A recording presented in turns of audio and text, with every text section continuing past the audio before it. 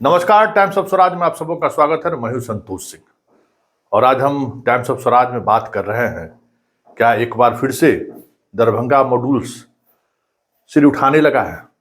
जी हां, एनआईए की अभी छापेमारी चल रही है दरभंगा में, और वो छापेमारी, जिस व्यक्ति के यहाँ छापेमारी हो रही है वो सरकारी डॉक्टर है, बहादुरपुर में पोस्टेड है, उनके यहाँ छापेमारी हो रही है। दूसरी छापेमारी शंकरपुर, जहां तो अक्सर छापेमारी होती रहती है, लेकिन पिछले 4-5 महीने के दौरान ये छठी बार एनआईए की टीम दरभंगा पहुंची है। और उसी जांच के दौरान दरभंगा के ही एक वकील को यूपी से एनआईए ने गिरफ्तार किया था। याद होगा, कुछ दिन पहले हैदराबाद से एक ट्रेन आई थी, जिस ट्रेन में दरभंगा के स्टेशन पर विस्फोट हुआ था। उस मामले में भी जिस केमिकल का इस्तेमाल किया गया था, वो केमिकल किसी बड़े आतंकी घटनाओं को अंजाम देने के लिए टेस्ट के रूप में इस्तेमाल किया गया था। उसमें भी कई गिरफ्तारी हुई थी। लेकिन बड़ा सवाल है कि वो दरभंगा मॉड्यूल्स जो खत्म हो गया था, वो अचानक फिर से पनपने कैसे लगा। क्योंकि वो दौर था 2000 से लेकर 2015 तक, दरभंगा में दिल्ली पुलिस का क्राइम ब्रांच की टीम, कर्नाटक की एटीएस की टीम, बंबई की एटीएस की टीम, कौन सा ऐसा प्रदेश नहीं था, हैदराबाद के एटीएस की टीम, जिसकी पुलिस अक्सर दरभंगा नहीं आया करता था।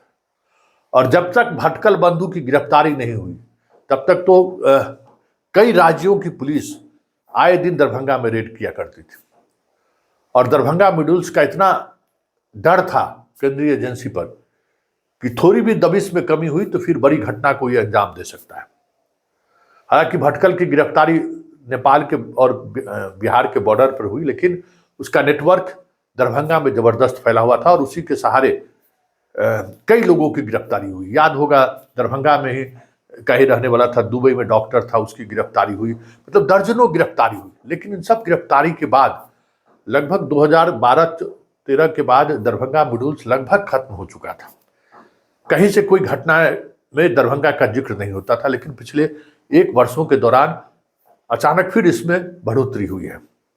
जहां कहीं भी घटनाएं घट रही हैं, तार उसका दरभंगा से जुड़ रहा है। और बात पीएफआई की करें तो कहा यह जा रहा है कि पीएफआई का एक बड़ा नेटवर्क दरभंगा से जुड़ा हुआ है और उसी सिलसिले में अभी फिलहाल छापेमारी चल रही है।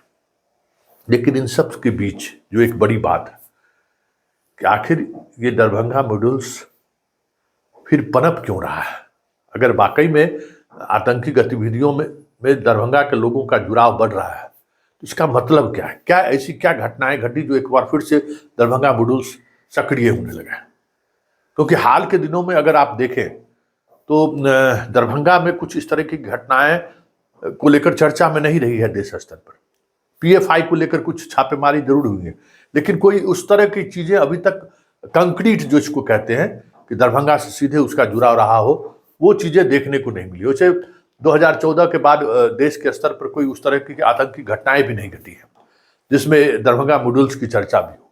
लेकिन केंद्रीय एजेंसी सतर्क है, इस मॉड्यूल्स की सक्रियता कहीं न कहीं बढ़ रही है इस वजह से। तो ऐसे में हमें लगता है कि एक बार फिर से दरभंगा मॉड्यूल्स का सर्जिकल स्ट्राइक होना बहुत जरूरी है कि कौन लोग इसके पीछे हैं। क्योंकि अब तो एटीएस बिहार में भी काम कर रही है। ऐसे में दोनों पुलिस, एनआईए और बिहार एटीएस मिलकर इस ऑपरेशन को अंजाम देना चाहिए। वैसे भले ही एनआईए दावा बहुत कुछ कर रही हो, लेकिन दरभंगा मॉड्यूल्स को ध्वस्त करने में बिहार पुलिस की भी बड़ी भूमिका रही है। भटकल बंधु की गिरफ्तारी में भी जो गिरफ्तारी हुई थी मोतिहारी एसपी के नेतृत्व में, वो भी इनपुट पूरी तौर पर बिहार पुलिस का खुद का इनपुट था।